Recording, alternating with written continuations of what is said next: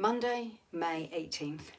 Well, almost 2 months of lockdown, and we've been doing Thoughts for the Day. And I hope you've also managed to see our live services on a Sunday. I remember the very first one, only on Facebook, very simple, no videos, no inserts, just a simple message, and we were so pleased. And then as we realised this was going to go on for longer, we changed the layout in the church. There's screens everywhere. We arranged sofas and cameras and got a new laptop because the old one was really struggling. Then we had to upgrade our internet because it really couldn't cope, and so many more people were using the internet that it was making it difficult. And then we had 1 week. We had 1 week when everything, absolutely everything went smoothly.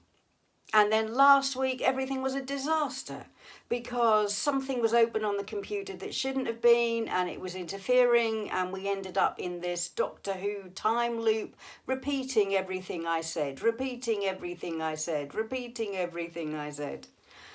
And this week it began horribly because Zoom went down altogether, and we thought probably our fault, and then we discovered actually it was a national problem. But you know what? Every week we learn something.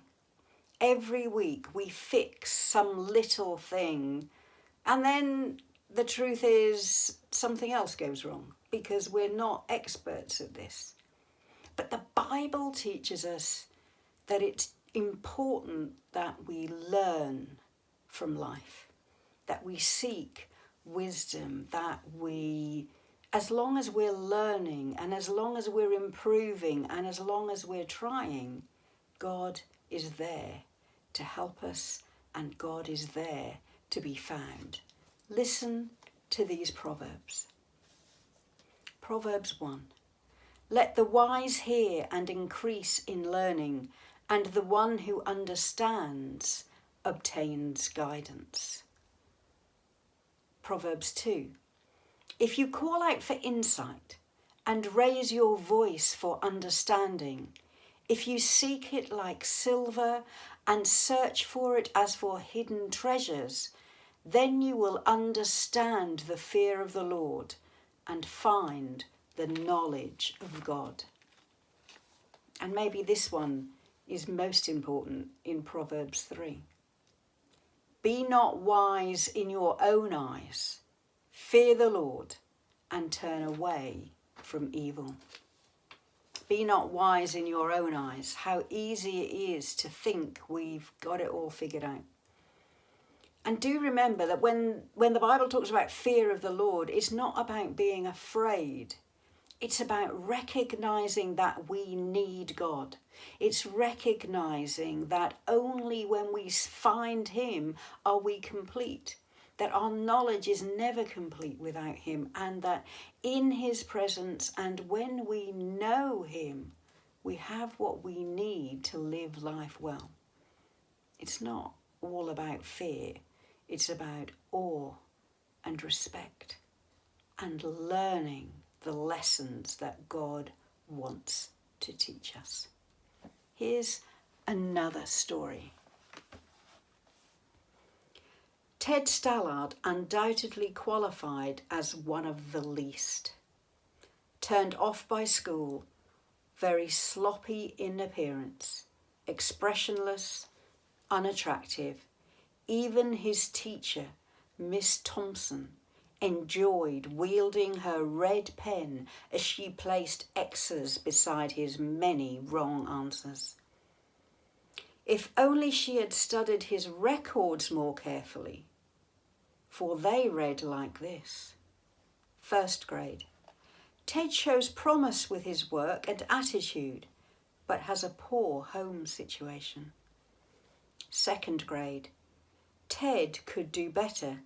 Mother seriously ill, receives little help from home. Third grade. Ted is a good boy, but too serious. He is a slow learner. His mother died this year. 4th grade. Ted is very slow but well behaved. His father shows no interest whatsoever. Christmas arrived. The children piled elaborately wrapped gifts on their teacher's desk. Ted brought one too. It was wrapped in brown paper and held together with sellotape. Miss Thompson opened each gift as the children crowded around to watch. Out of Ted's package fell a gaudy rhinestone bracelet with half of the stones missing and a bottle of cheap perfume. The children began to snigger, but she silenced them by splashing some of the perfume on her wrist and letting them smell it. She put the bracelet on too. At day's end, after the other children had left, Ted came by the teacher's desk and said, "Miss Thompson, you smell just like my mother, and the bracelet looks real pretty on you. I'm glad you like my presents." He left. Miss Thompson got down on her knees and asked God to forgive her and to change her attitude. The next term, the children were greeted by a reformed teacher, one committed to loving each and every one of them, especially the slow ones, especially Ted. Surprisingly, or maybe not surprisingly, Ted began to show great improvement. He actually caught up with most of the students and even passed a few. Time came and went. Miss Thompson heard nothing from Ted for a long time. Then one day she received this note. "Dear Miss Thompson, I wanted you to be the first to know I will be graduating second in my class. Love, Ted." 4 years later, another note arrived. "Dear Miss Thompson, they just told me I will be graduating first in my class. I wanted you to be the first to know. The university has not been easy, but I liked it. Love, Ted." And 4 years later, "Dear Miss Thompson, as of today, I am Theodore Stallard, MD. How about that?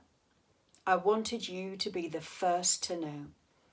I am getting married next month, the 27th to be exact. I want you to come and sit where my mother would sit if she were alive. You are the only family I have now. Dad died last year."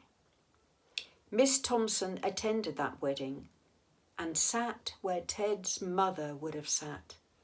The compassion she had shown that young man entitled her to that privilege. Remember that proverb? Be not wise in your own eyes.